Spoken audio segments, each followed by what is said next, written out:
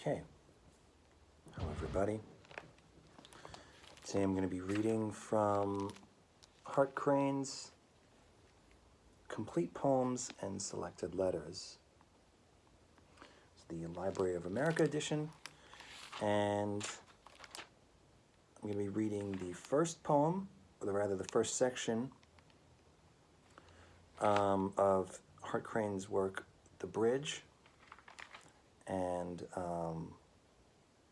it's this first part, which is like a prelude, I guess, and it's this homage to Brooklyn Bridge. In the beginning, when he has, if you can see on the title here, there's that little quotation from the book of Job, where it says, "The bridge," that's the title, and then here's the quotation, "from going to and from in the earth, and from walking up and down in it," the book of Job. So I think when he's my guess is that what he's trying to convey there is he's talking about the bridge, which of course, you can go from one spot of the earth to the other, and from walking up and down in it. So maybe the bridge is something that connects human beings to the divine and vice versa. Anyway, here is The Bridge by Hart Crane. So this is To Brooklyn Bridge. How many dawns, chill from his rippling rest, the seagull's wings shall dip and pivot him, shedding white rings of tumult, building high over the chained bay waters liberty.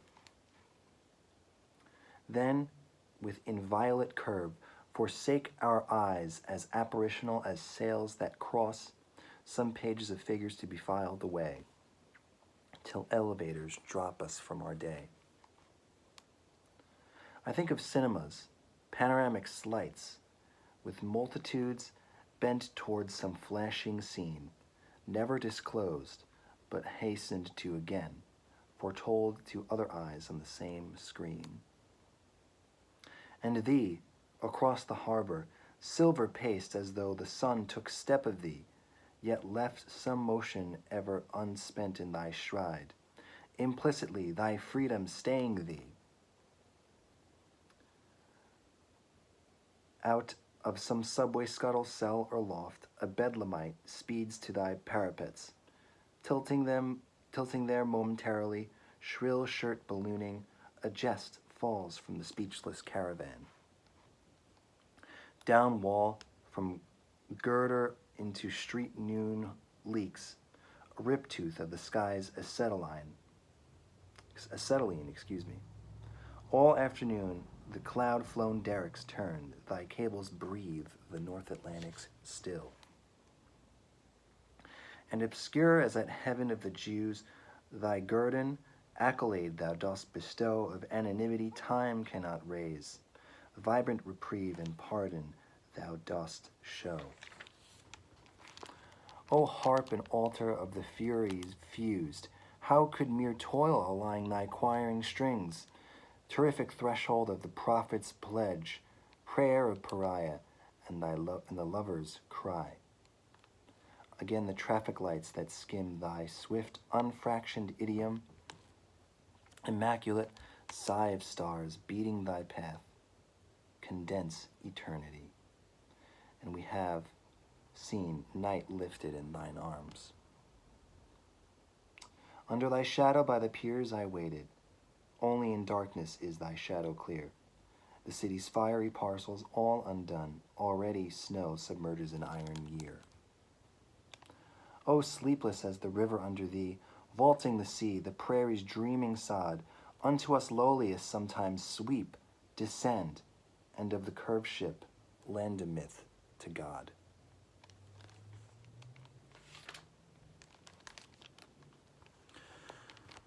So, a couple things. So what I think he's saying here in like the first stanza, he first starts off with how many dawns, right?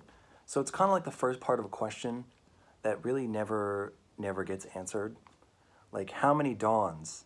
So he almost like sets this picture of how, you know, these seagulls have been flying around this bridge, like in white, shedding white rings of tumult, like for many, many years, many dawns. So how many dawns chill from his rippling rest the seagull's wings shall dip and pivot him, shedding white rings of tumult, building high over the chained bay waters, liberty. Right, so I guess what he means, like the waters of the Statue of Liberty, the waters around it are kind of these chained around it, I guess. But, then with inviolate curve forsake our eyes as apparitional as sails that cross. So what I'm thinking about in that section is that, you know, he says with inviolate curve forsake our eyes, meaning that this bridge is this thing that's almost like blinding, right? It's this, if you ever get an opportunity to see the Brooklyn Bridge, I mean, it's especially now, I mean, it's ginormous, but think about, you know, the context of when this is written. This was written in the 1920s. And so the bridge is probably about maybe 60 years old at this point, roughly. And, you know, he says, with inviolate curve, forsake our eyes. So he's really thinking about this thing as this, it's this massive, like very majestic, almost kind of like a blinding divine structure. As apparitional as sails that cross, some page of figures to be filed away. So what I think of those two lines as is that he's looking at the curvature, the perfect inviolate curvature of the bridge, the Brooklyn Bridge, and has a kinds of fades away in the distance where you can kind of make out the end, but not really. And it's almost like an apparition where, you know, if you could see something through the sails of a sailboat, and how you can kind of make out the shadows, you can kind of make out what's behind those sails, but not really, right? And so the next thing is, he says, is that in the third stanza, he says, I think of cinemas, panoramic slights with multitudes bent towards some flashing scene, never disclosed but hastened to again, foretold to other eyes on the same screen. So how I interpret that is you know, he's standing here and he's looking at the Brooklyn Bridge, and he kind of compares it to almost like people's different perspectives about when they're looking at a movie screen. This panoramic view of the cinema. Yeah, multitudes bent towards some flashing scene, never disclosed but hastened again. Foretold to other eyes in the same screen. So everybody has their like different perspective about when they're looking at, you know, a movie picture, you know, when they're at the movie theater, at the cinema, as well as when they're looking at the Brooklyn Bridge.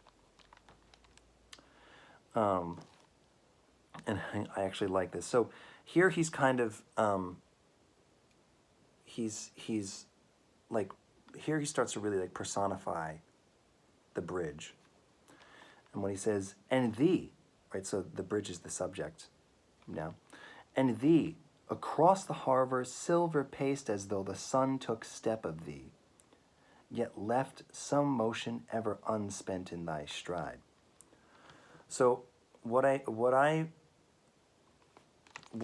those three lines right there, I think what he's saying is that he's saying, across the harbor, silver paced as though the sun took step of thee. So the sun's light is almost keeping track of that kind of silver paced frame of the bridge. Yet left some motion ever unspent in thy stride, implicitly thy freedom staying thee. So here, implicitly thy freedom staying thee, Hart Crane seems to want the Brooklyn Bridge to be this symbol of really of like a freedom, of something that's divine, of something that's a symbol of, I guess, like maybe American, ingenuity, right? And so the freedom that's staying, there's a sense of freedom that's, I guess, implicit in it, in American architecture, and also as well as, like, the American ethos, right? And then here he describes the scene of a mentally ill person, running towards the side of the bridge, and he says a jest falls from the speechless caravan. So jest means a joke, and what I've from watching other videos and reading different interpretations about this passage, I think what he's saying is that the this mentally ill individual runs towards the edge of the bridge, kind of leaning over momentarily, and then from the crowd, the crowd at the bottom, someone says, like, jump, joking, of course, right? And then the next two lines. So here he's kind of not so much talking about the bridge now, but he's really wants to convey this image of what the city life, or the city life is like, because he says, down wall from girder into street noon leaks a riptooth of the sky's acetylene. It's like a riptooth of the sky's acetylene. I correct me if I'm wrong. I believe that acetylene is this almost kind of like smog, right, or smoke from the factories, and how it kind of seeps down into the afternoon streets. The sky's acetylene does that. All afternoon, the cloud-flown derricks. So derricks are cranes, and so he's talking about how the cranes turn all afternoon, and that the cables breathe. So he's personifying the cranes, right? The cables breathe the North Atlantic still, right? This stanza to me, I find, is a bit confusing, but I think it ties in with the next stanza, in how he's describing the bridge as like this majestic and divine thing. Because he says, and obscure as that heaven of the Jews, the garden, Guerdon. I thought originally it's pronounced Guardon, but I guess it's garden. And a garden is a gift, right? So he says, the gift, the garden, accolade thou dost bestow, of anonymity time cannot raise. So he's saying that the bridge is like this thing that bestows these accolades, these compliments, or these I guess grateful things anonymously, and that vibrant reprieve and pardon thou dost show.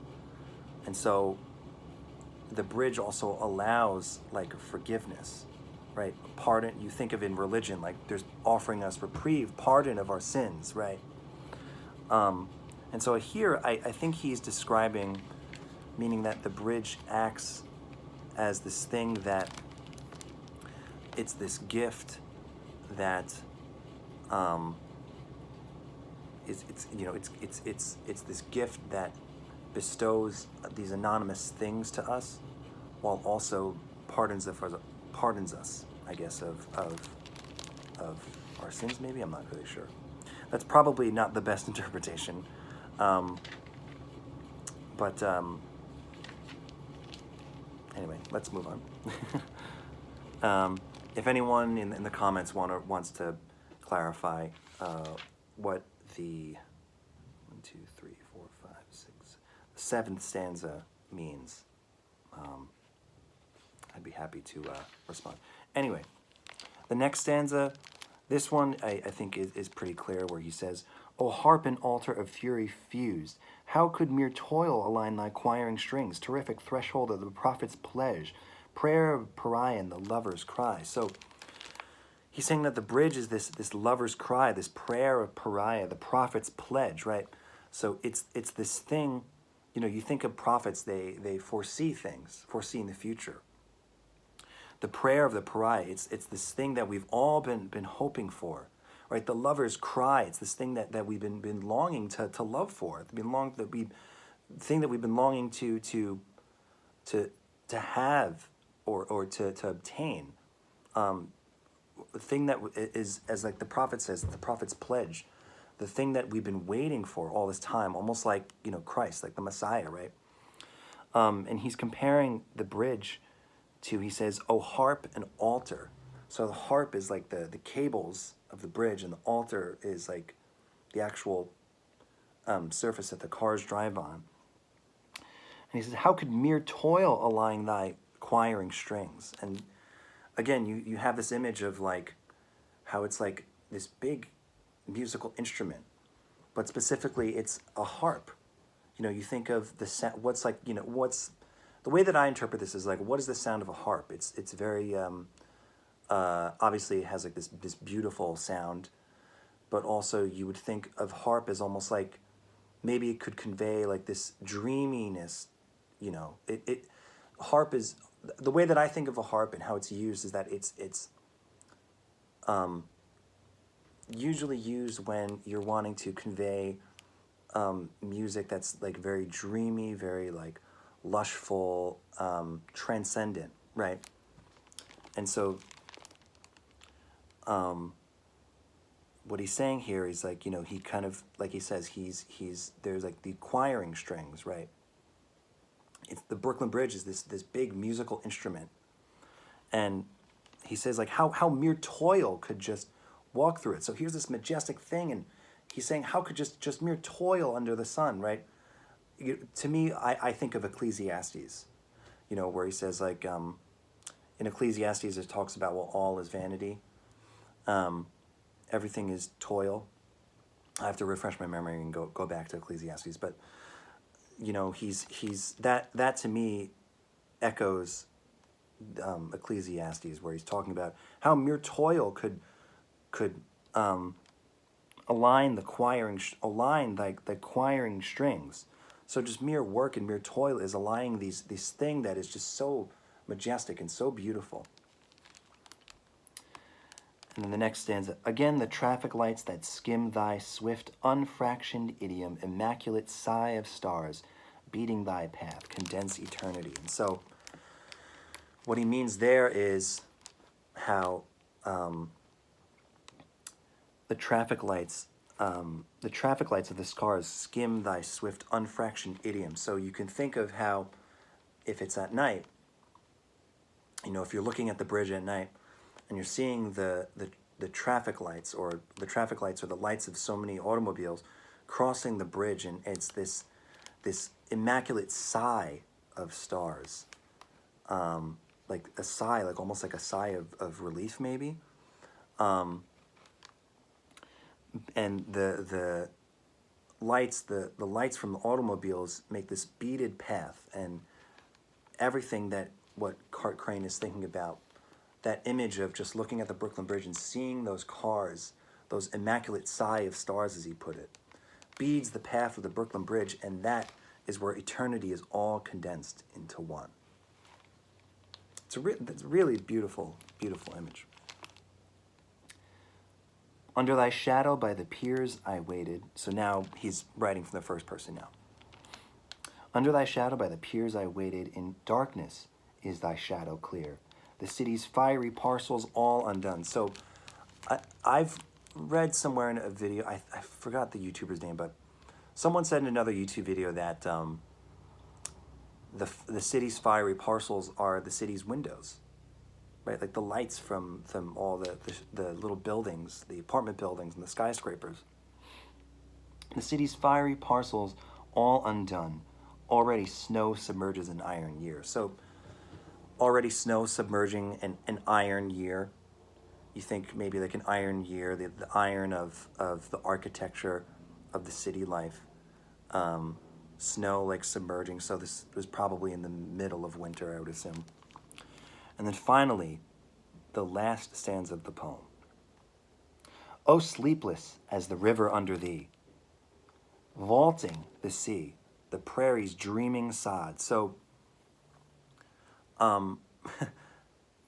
obviously now when you go to Brooklyn Bridge, when you go to the Brooklyn Bridge now, there's not that many prairies anymore because of, just further industrialization. But in this time period, in the 1920s, and even before that, a lot of Brooklyn and especially Queens too, if you see old photos of it, it was Manhattan, lower Manhattan wasn't maybe like built up as it is now. And there were farms in Brooklyn and in Queens. And so the city looked a little bit different than compared to what it is now.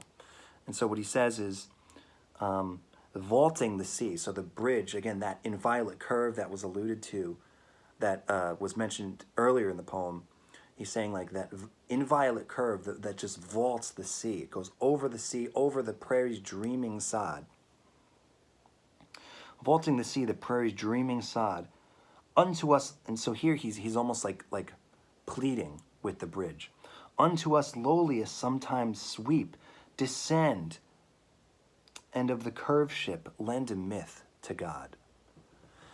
And so what I think he means by that line is what he's saying is he's like pleading with the bridge, this big harp and altar, right? O harp and altar of fury fused, right? O harp and altar of this garden, right? This gift. He's saying, he's making this pleading, he's pleading almost like to this bridge that he wants it to come down and just sweep, like descend, and of the curved ship, right? So that maybe like the curved ship of the bridge, that's what I'm talking, that's I guess what he's saying here. Of the curved ship, lend a myth to God, like almost kind of, that line is very obscure to me because, I don't know if he's saying like, that the image of the Brooklyn Bridge itself like lends down to us, it lends like this divine image to us, or that it's almost like lending a myth to God could mean something where almost like lending like a prayer maybe, or the way that I see, the way that I think that line, the way that I see it when reading this line is that I think it's almost like, he's pleading with the bridge and he's saying, like lend a myth to God, like, this just say that he's almost kind of pleading and wanting to say that like this Brooklyn Bridge, this bridge is this divine thing, and it's almost like this thing that human beings have built, and it's like a sign of American freedom and American ingenuity, that it almost kind of lends this this sign to God. But anyway, that was Hart Crane's To Brooklyn Bridge, the prelude to his work titled The Bridge. I'm not sure if my interpretation or my thoughts of it were accurate, but feel free to like and comment on this video if you wish. I would love to hear whatever your interpretation of the poem is. Also, if anyone knows any good resources about how to interpret Hart Crane's poems, especially his work titled The Bridge, because Hart Crane, just from what I've read, that poem alone, I've read a little bit of Ave Maria, but that poem alone, it took me several times to read before it actually started to somewhat make sense to me. Yeah, so anyway, like and comment and subscribe. So thanks, everyone.